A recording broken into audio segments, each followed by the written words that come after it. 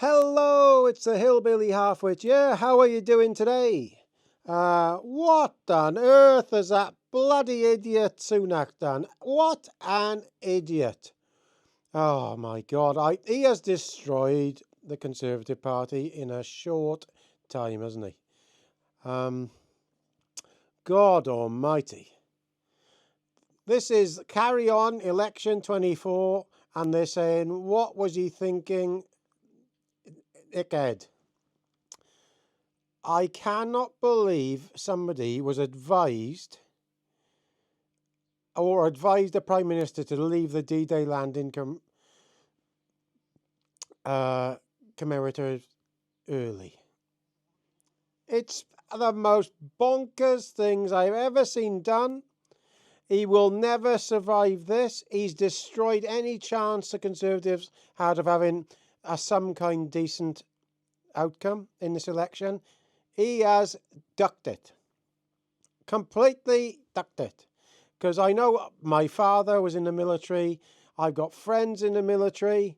They are very proud of what they've done. And to think this has been done and he left that early is just mind-boggling. Absolutely mind-boggling. It's and then letting Keir Starmer take his place in the photo with all the other leaders. It's almost as if it's a fix, isn't it? If he was advised by the civil service, that was mental, but I don't think it was. He is just stupid. This guy has just destroyed his own party in no time. It's the quickest I've ever seen a party destroyed.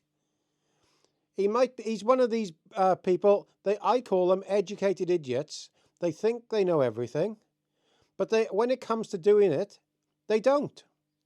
And you get somebody who just has the X factor, like Boris or Farage or Tony Benn or Corbyn even. They've got something. They can speak in public tidy. People either like him or hate him, but they create something. He hasn't got it. He hasn't got any of it. I'm not talking about his money now, because I don't think money does much for anything, because Tony Benn was a millionaire. But you have got to have some empathy, and you've got to have some kind of a connection with the public, and he hasn't got it. He has not got it. He's knackered it. It's sad to see it happening, indeed. It's sad to see it happening. And now we're going to be left with Starmer, aren't we? We're going to be left with Starmer and all them ducking nuts. And Net Zero is going to go bonkers with them in charge. Listen to this now. What an extraordinary own goal. For days, the leaders, teams for the Conservatives and Labour will be telling me things would be different on Wednesday and Thursday of this week. Politics would take a back seat. The focus would be on D-Day commemorations. That's it, I've said it now. It did, and it was. Until, that is, it wasn't.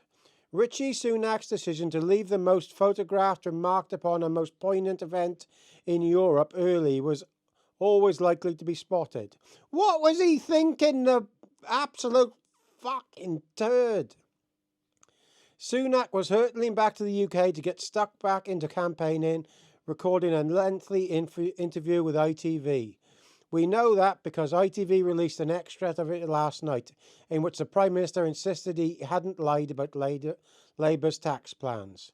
Yes, that's right, the Prime Minister left D-Day events early in order not to apologise for misleading claims about his opponents, only to apologise for leaving early in the first place.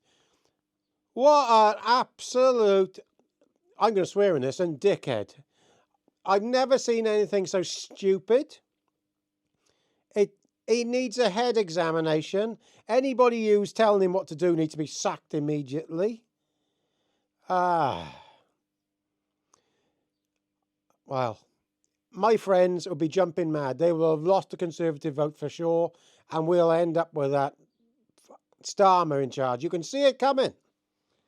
Now, all I can say now is, thank God, at least we've got somebody there, Farage at the moment, in the UK to vote for. I wouldn't vote for them at all in the UK anymore because of this. My dad was a very proud serviceman, and he would have been disgusted. So reform, get on that. And I haven't said that before because I usually keep very neutral on this, but this has really pissed me right off. So in the Wales, it's almost like a different party. The two Conservative parties in Wales and England, as far as I'm concerned. England, the Conservative Party has lost its way completely. It doesn't know what it is. It's trying to be bits of everything and it's got no substance. In Wales, the guy in charge of the Conservative Party in Wales is a farmer. Lots of the people who are MPs are farmers as well. It's very awkward for me being a farmer when I can see that the Labour and the other parties are attacking farming, and the only person I can vote for is a farming person who's a Conservative. That I am in a very odd place, because if I vote Reform, it'll let the Liberals get in. I don't even know what I'm going to do. I genuinely don't want to do. But that's that done with. And here's Carry On Joker now again. He was messing about there. He's ignoring everything. He's gone quiet about him. And the BBC haven't even got it on their website. It's the 20th to 30th story on the website. They're trying to hide the fact about this, that two of his own MPs voted for him to go. Absolute shambles. Now, here's Ed Davey, before you think he's a great guy. He was done for speeding the other day. Admitted to it. Done for speeding, and he's the guy wanting to bring in 20 mile an hour. You can't make this shit up. You cannot make this shit up. It's, Gaza's ramping mad today. Sorry about this. This is a Gaza rant. Well, these lot all need, I'm not going to say what they need. It's, I am mad about this today. What the hell was this guy thinking? Underneath, he's probably a nice guy, but he hasn't got that X factor. He's educated. Too many people have too much education and they've got no common sense. The common sense is gone. It's the same as happening in farming in the hills. These people are deciding stuff, not using common sense. Common sense should tell you just not to attack farming and farmers because they feed you 3 times a day. But no, they decide to plant a tree there and the tree doesn't feed you. It's the most potty thing. Sorry, Gaza's ranting. I better stop now, or I'll start to go off on a real rampage and start swearing like a loon. So, end of this one today. Ta-da! All the best, Gaz.